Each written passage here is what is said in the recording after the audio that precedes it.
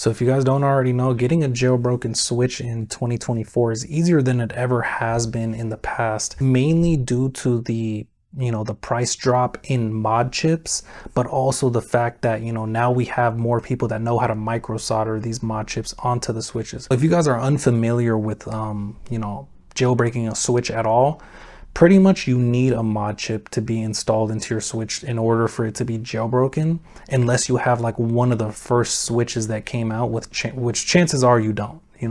So right here I have the OLED Switch, and it's easier for all model Switches. It doesn't matter if you have the light, the regular model, or the OLED model like me. Here I have a PicoFly mod chip installed into my OLED Switch, and pretty much 1-2 years ago the prices of mod chips were like $100+, like more than $100.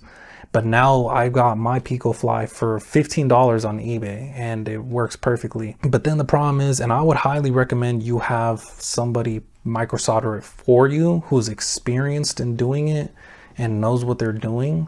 So that's the only problem, is a lot of people don't know or have somebody that can micro solder this mod chip onto their Nintendo Switch. I would recommend, and I did try this even though it didn't really work out well for me, I would recommend calling up every cell phone repair shop that's in your area and ask them if they can install a mod chip.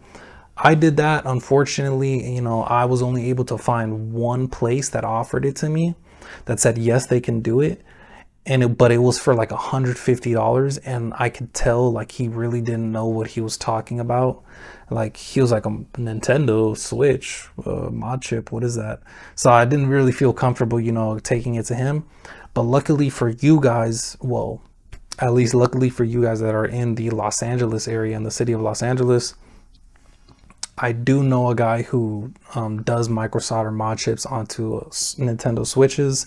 And he also does shell swaps in case you want to do that too. But he did install my mod chip to my OLED Switch. Also real quick, you have to get, for the OLED Switch, I know you have to get the PicoFly mod chip. For the other Nintendo Switches, I'm not really familiar with, so I couldn't help you there. But anyways, if you guys are in the Los Angeles area, contact me on either Instagram, or I'll probably even leave my Discord in the description, or Snapchat as well, and I'll send you his information, and you guys could go back and forth, and then you could give it to him. He charged me only $125, which is a great price, and he had it for, I think maybe he had my Switch for maybe 3-4 days. But highly trusted individual, dope person, great service. But I'm sure he might increase the price slightly in case there's like a major increase in demand, like in case this video goes viral or something. Well, I don't know, because I don't really know him on a very personal level, but I know me, I would definitely increase the price if I had like this crowds of people coming to get it in my service. But yeah, and then also real quick, my Instagram is deactivated right now, but I'll still leave the link in the description in case it is activated again. But if it's deactivated, just try to reach out to me on Snap or on Discord. If anything, I might reactivate it so that you guys can DM me, and I'll send you guys his information. But yeah, that's pretty much it. In this video, I just wanted to go over that real quick to update you guys who are in the jailbreaking community or homebrew community, modding community, whatever you want to call it.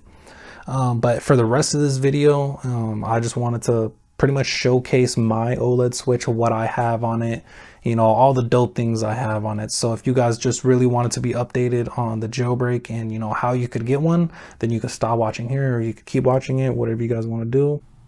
So here we are on the Switch. This portion of the video is probably going to be uncut. I'll probably not make too many cuts or edits or any of that.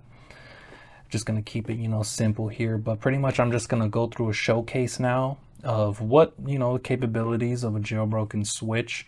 Right here, obviously, they got the jailbroken OLED Switch. So if you guys were just interested in how to get one, then, you could stop watching here. Or if you want to keep watching to see what you could do with one, then you could keep watching. But like I said, this portion is probably going to be a bit long. I'm not going to don't plan on making too many cuts here. First thing you'll notice once you boot it up, you boot up into this thing called Hecate menu. And this is pretty much just like, I'm not sure what to call it. And if you could see me in the reflection right here on the Switch, I have a wife beater on, okay? Don't judge me. It's hot. Summertime's coming, so yeah. So here in tools, first thing you'll notice, well, actually, this is not the first thing you'll notice, but something that's really cool is if you go to USB tools and you push on SD card, you can actually read your SD card without having to take your SD card out of your switch and, you know, put it into an adapter, put it in your computer. You just use a USB-A to USB-C cable, plug it into your PC, and then, you know, the C obviously into the switch, and it will read your SD card directly from the switch. So that's pretty cool, because I don't like putting wear and tear onto my SD card, you know, especially for a micro SD card, taking it in and out so many times, you know, when I want to edit saves or add a game backups or whatever it may be, you know. So that's pretty cool. That's really the only function over here I use in the tools. So everything else I can't really tell you guys too much about. You know, I'm not a professional. I know a lot about jailbreaks and jailbreaking console, modifying consoles, but I don't make any of these jailbreaks. I don't make any of these tools. I'm just a consumer of them. So, but the highlight of all this is if you go to launch, you can actually, and this is the beauty of, this is like something I've never seen before, you can boot into original firmware, or you can boot into your custom firmware. So you have the option of doing both. And then over here you can, these two are, it's kind of difficult for me to explain. Like I said, I'm not a professional or super, you know, knowledgeable on this type of stuff. Like I can't explain it all to you in high definition detail, but I could explain to you a good amount. And this is custom firmware on stock I mean, it's literally what it says. I'm just trying to explain it. It's custom firmware on device memory. So pretty much I can go into my stock switch, my normal switch, with custom firmware. You have to obviously be very extremely careful with that. Most likely, you know, have airplane mode turned off, be disconnected from Wi-Fi, whatever you got to do, because you will get banned.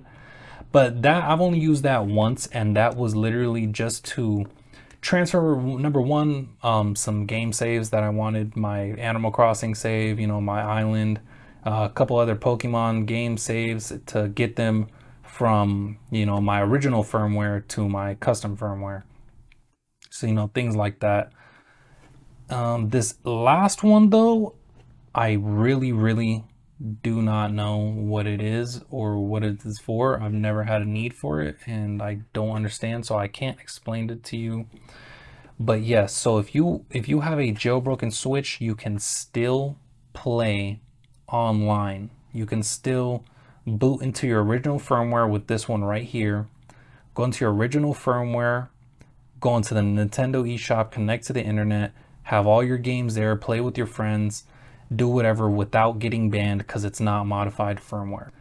We're gonna boot into custom firmware because obviously that's what everybody is here to see. Here we go, we're booting into custom firmware, and this will bring us to my next thing. Takes a cool little minute to turn on, but that's fine. Now, as you can see, this is probably different from your stock Switch. So the first thing you'll notice right off the bat is the custom theme. Now this theme pack I have is called Project Clean, but on the home screen I did actually make a custom one myself, which is just a little matrix thing I put together. Nothing too custom really. All I did was add the image and, you know, make it the right resolution and whatnot. Let me know if you guys want this this little matrix theme. I'll post it up wherever I can on the little website or whatever. But yeah, I thought it was pretty cool. I think it looks pretty nice. As you know, on my 3DS video, I had a major custom theme, so that was cool. What I like about this custom theme though is you can't scroll through the apps. Like, you could see them all right here. It's a bit small, you know, in handheld mode, but it's still very nice in my opinion, of course. So that's really it for the custom theme. I mean, obviously, as you can see, this is all part of the custom theme as well. And even if you go into the setting, you know, you see you got your gallery on top, the settings on top, instead of being down here like on a stock Switch. So that's pretty cool. That's nice to see as well. But now moving on to my next point, that would be game backups. So as you can see, I have all my games backed up right here. Just do a quick little scroll through all my games. So you could do game backups, you could back up your games, you could rip your Nintendo Switch games. Not only can you rip physical copies like the game chips, even if you had a game downloaded from the Nintendo eShop, you can rip a copy of that as well. So that's very cool because, you know, me personally, I had all of my games downloaded from the eShop. I don't have any physical copies of my Switch games. So that's pretty cool. Pretty self-explanatory. So I don't think I need to show you guys really a demonstration of any of that. One thing that's really cool though is you can also get backed up copies of the Nintendo Switch Online libraries. So for example, the Game Boy. So if you guys are unfamiliar with the Nintendo Switch, they have these things called Nintendo Switch Online consoles, which if you guys are familiar with a virtual console, like what they offered on the Wii U, it's kind of similar to that, although I strongly, you know, agree that virtual console was way better than this, but it is what it is, whatever.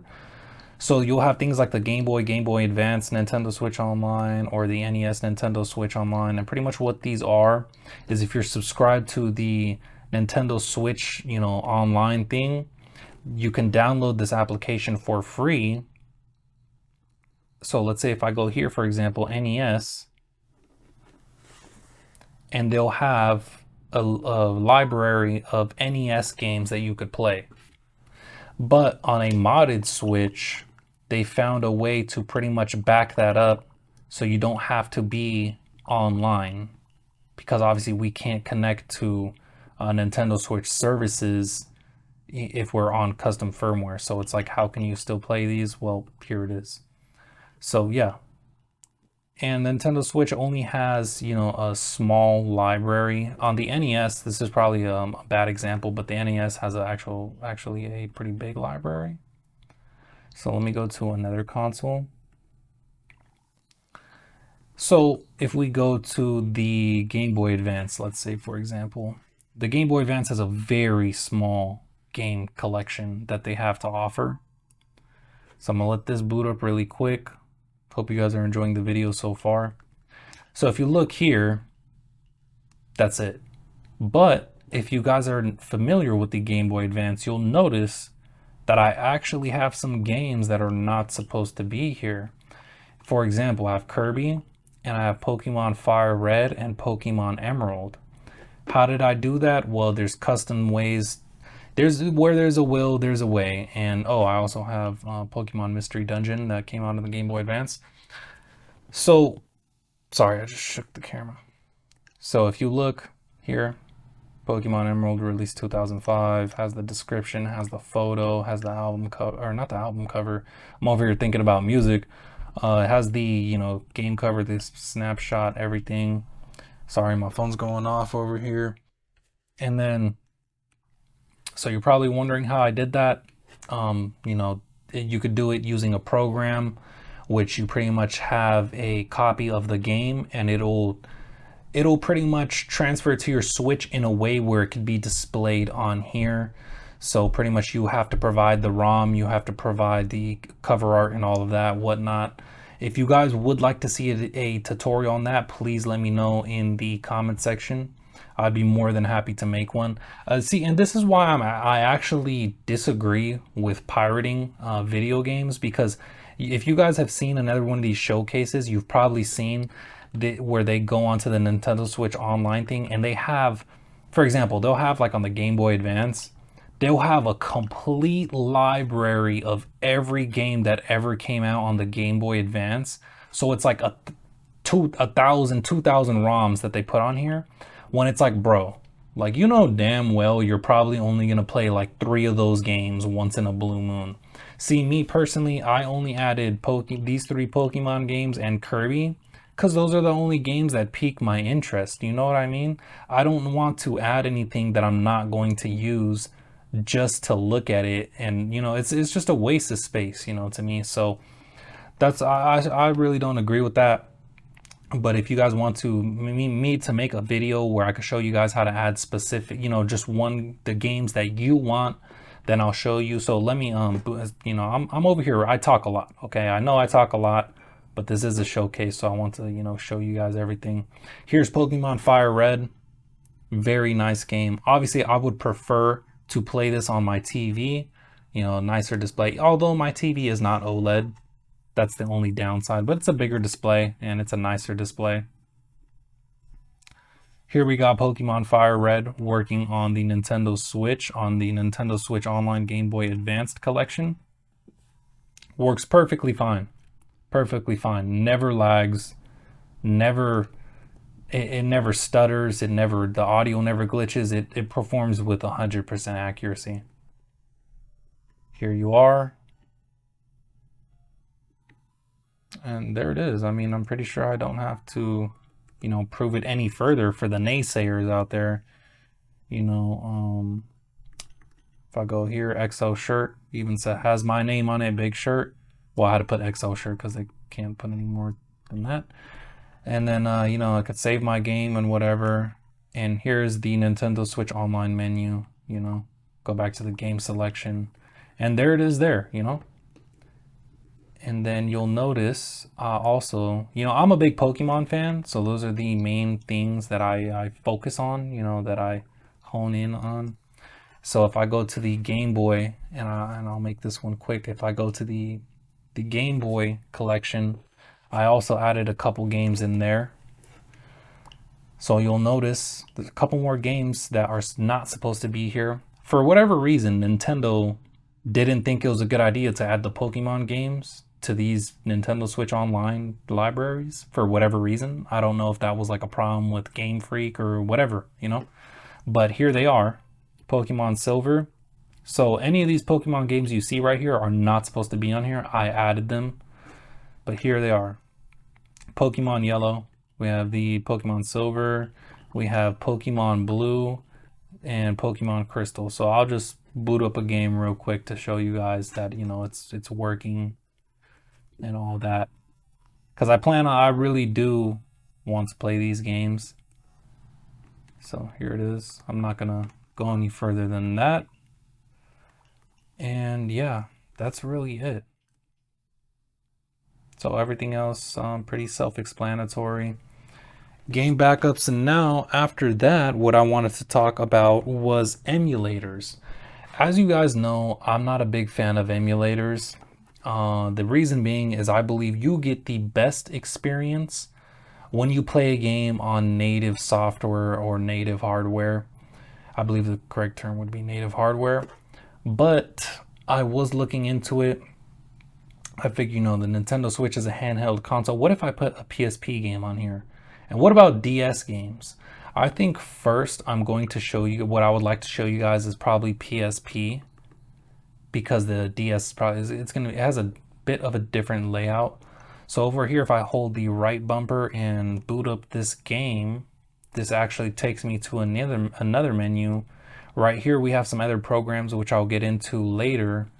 But if we go over here to my PPSSPP, if I go here, this is my PSP emulator. I noticed that I used to have this on RetroArch, but I noticed that these emulators tend to work way better independently than being a part of RetroArch. So if we go right here, I have my PSP games that I actually, let me pause that. I have my PSP games that I backed up using my PSP because I have a jailbroken PSP. So we go here to Midnight Club Los Angeles. Now, first thing you'll notice about this is that, well, it's actually not the first thing you'll notice because I've actually tweaked the settings to the point where I get damn near good performance. But this emulator is really not that good. It does not perform the best. And that is why I always say, like, I'm not really for emulators because they don't perform with 100% accuracy. So I'll go ahead and load up my profile. As you can see, big shirt. That's me. Go to LA Career, load up in here. And we are playing Midnight Club Los Angeles on the Nintendo Switch. Obviously, there's no way to get other than the PSP version of the game, there's no way to get the game. And let me actually pause this music because that is copyrighted. But you'll notice that this runs actually very decently for being a PSP emulator. And I don't think you guys could hear the audio, but it's actually lagging. So I don't think you guys will be able to tell through the camera or the video, but it's already lagging pretty bad. And I know I just crashed into this guy. It's because I'm playing through my I'm actually looking at my Nintendo Switch through the monitor on my camera. So yeah. But yeah, this really doesn't perform that well. It's what I is it playable? No, to be honest. I honestly just wanted to use this for views to just, say that it's playable. Um, because I wanted to get that little Midnight Club Los Angeles picture on my thumbnail. So was it clickbait? Not really, because I mean it is working, but it's not playable. And it lags a lot. Like the audio's choppy and whatnot. And really quick for you guys that are trying to get the PSP emulator launched and working, I'm going to show you guys the best settings actually that will give you the best performance. So if you go here, this blah blah blah frame skipping, add one. That's like the best. That's going to give you so much better performance. Add one to the frame skip. Post processing. Honestly, I can't really remember off the top of my head what I changed here. I believe this one I changed to no buffer, but just pause the video if you need to and copy my settings. They gave me the best performance. Oh, right here, screen. Yeah, these two put on nearest, of course. And then they got the FPS counter right there if you want it. But yeah, those are the best settings for the PSP emulator. And even then, it still doesn't perform that good. Like, not perfectly. And if I want a game to be playable on an emulator, then it has to perform perfectly. But see, that's why I strongly vote against emulators. So we're going to go ahead and boot back into here. And one thing I've been wanting to do is play my Pokemon games on my DS. But unfortunately, I have a 3DS and a Nintendo DSi. Well, the 3DS is the Nintendo 3DS XL New. And unfortunately with the 3DS XL New is, I don't know why Nintendo didn't think of this, but when you put a DS game in there, it's not even pixel perfect. It's actually, it looks blurry. And that really, really sucks. So I've been thinking about purchasing a Nintendo DSi XL. Not only are the colors better, but it's pixel perfect, so it looks way sharper. But guys, I think I probably just found the best way to play DS games, and that is on a jailbroken Nintendo Switch. Now, it's really, really hard for me to play Nintendo DS games on an emulator because it's a hard console to emulate. And what I mean by that is not, performance wise. Nintendo DS games are easy to emulate performance wise. They rarely ever lag, especially if you have the correct BIOS files and whatnot. But it's hard to emulate in the sense that a DS, an actual DS, it's in the name, Nintendo dual screen. So if you don't have two screens, it's going to be kind of hard to emulate, Not only that, but you need to be able to use touch screen.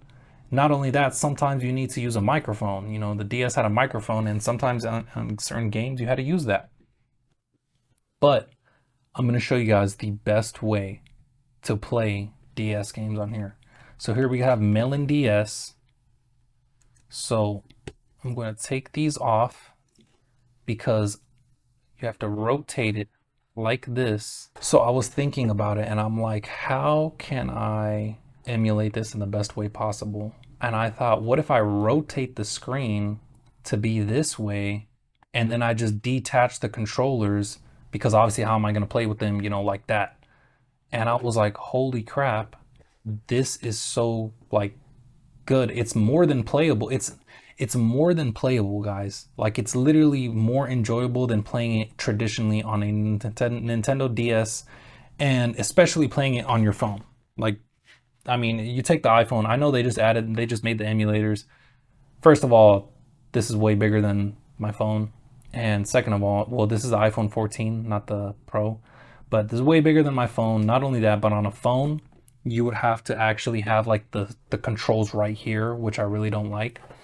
But not only that, on the Switch, we have touchscreen capabilities as if you're in handheld mode. So if I need to, I can use the touchscreen capabilities, which on Pokemon games, luckily you don't have to.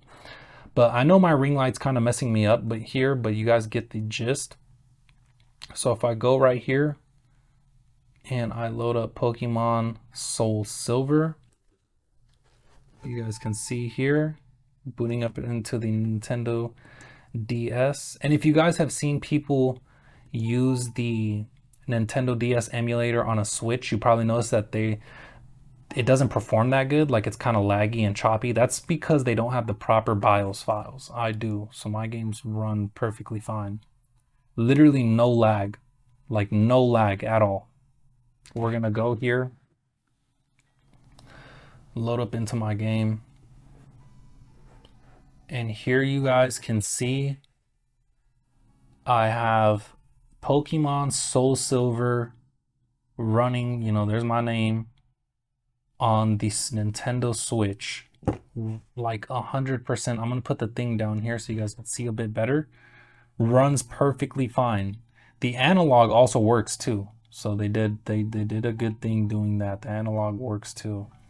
If we go here, go into my Pokemon, see I have a Totodile, and it's actually a shiny Totodile, and that's because, and this is gonna take me to my next thing, is save editors. So here you can see I have a shiny Totodile that I got using a save editor, PK Hex to be exact. But I'm gonna close that, and before I move on to my next thing, which will be save editors, I'm gonna show you guys the best settings on here. So we go to emulation settings, console mode DS, that's the only one you could use. You want to boot into, you don't want to boot directly, you want to boot into the BIOS. I notice it tends to help performance, especially on certain games like Pokemon Black and Black 2. Actually Pokemon Black 2 is hard to get running on here, so I don't have it. I have just the regular Black. And then you want to switch CPU clock. You want to set that to 178 or 1785. JIT recompiler, turn that on, copy those settings. And then the number one crucial thing that you want to do is on well, it's actually not the GUI one, but obviously you want to rotate the GUI to a 90-degree angle, and that's where it says global rotation. Don't go down here where it says screens rotation. And then sizing, keep on even. The gap, I would suggest putting it on a 32 because that's like the same size as a real DS, or at least for my 3DS XL. So I'd recommend having a 32 gap to kind of emulate the real DS, If we don't swap screens, integer scaling, I'm pretty sure that should be like that. And then filtering. This is where it's, for whatever reason, they have it set to linear. It looks terrible. That's where you get the blur, like I was mentioning earlier from the 3DS. You want to put this to nearest. Once you put this to nearest, you get pixel perfect resolution. And on the Melon DS emulator, you can't upscale the graphics like you could in Desmume or Desmoom. But it's really not a problem. As long as you have that pixel perfect, it looks perfectly fine. Like it looks so good. So if you were to put this on your TV, you won't be able to use your touchscreen features anymore. But pretty much I would just recommend putting it like this and have the screens one on top of another. Some people play with the screens like side by side. See, I want to, the goal for me is always to try and emulate the DS as closely as possible. So I would put them on top of one another and remove the screen gap so that way you could get the biggest screens possible. And that's really it for that. You just won't be able to use the touchscreen features of the Switch. So now if we go back into that little thing of software that I have, we have right here, JK Save. And what this program allows me to do is extract my save files from my Switch, put them onto my SD card and modify them. So if you'll notice, if I go to my, let's say, Pokemon Sword, right here on Pokemon Sword, I mean, as you can tell, I clearly have modified Pokemon using a save editor. I mean, this is a Kyurem Black shiny. I mean, obviously you probably will never come over one of those realistically. Then I have a Kyurem White shiny. Then I have a Zygarde shiny. Urshifu shiny, which is actually a highly illegal Pokemon to have because it's actually a shiny locked, so it's impossible to get shiny. But I'm running it in custom firmware just for my own personal use, so I thought, why not? This is also a shiny locked, and then I have a shiny Mewtwo right here. And then let me fly over to my PC really quick. So then over here, if we go to my computer, what? I didn't mean to talk to that guy. If we go over here, you'll notice I have the complete living dex, all level 100, shinies, Dynamaxes, whatever. You know, I mean everything. Literally every Pokemon that you could possibly get in this game, I have it. Even if you go here, I have the DLC Pokemon as well. As you can see, Moltres, and we got the, I think it's a Galarian. So we got those two. I'll probably skip to the end right here so you guys can see the very rare Pokemon that I have. I have also every Pokemon of every form. So since these are, this one has different types, it's has different forms as well. So I have every form as well. We have the new Reggie Pokemon. We have the Eternatus shiny, Zamazenta shiny, Zacian shiny, this thing shiny, pretty much everything you could think of, obviously. So I have the entire living dex, and that's what pretty much all my Pokemon games look like. So that's the potential of save editors. You know, save editors exist for not every game out there. I know for Pokemon, any Pokemon game, there's a save editor for that. PKX, Animal Crossing, I have a save editor. I won't show you guys Animal Crossing just so we could save some time. Smash Bros has a save editor too. Maybe I could go into Smash Bros real quick, because I think I'll go into Smash Bros real quick just to show you guys that I unlocked every character, you know, using a save editor. You also could do it using a save file, but yeah. Not only that, but I also have every DLC for all of my games. So that's also very cool. So you're also able to actually back up DLCs as well. So you'll notice for every game that I have all the DLCs available for that game. So if we go right here, using a save editor, I was actually able to unlock all the characters. So right here, you can see I have all the characters that you can unlock. Have them all right here. And I also have all of the DLC characters. So Sora, Kazuya, Martha.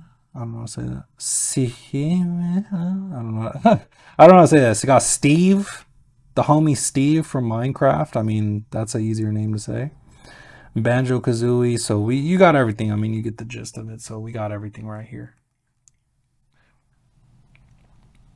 So I'm going to go back into my, my little lists of software that I have so moving on, we have cheat codes. So using Checkpoint, you have cheat codes, but also what I really don't use cheat codes that often, but over here in Tinfoil. So over here in a program called Tinfoil, you can actually not only you can use cheat codes, but you can use it for many different things.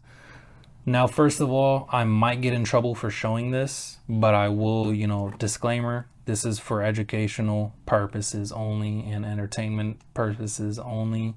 I'm not promoting piracy or any of that. You'll notice that my Tinfoil actually has Free Shop installed on it, so I can literally download any game on here. Am I promoting you guys to do that? No.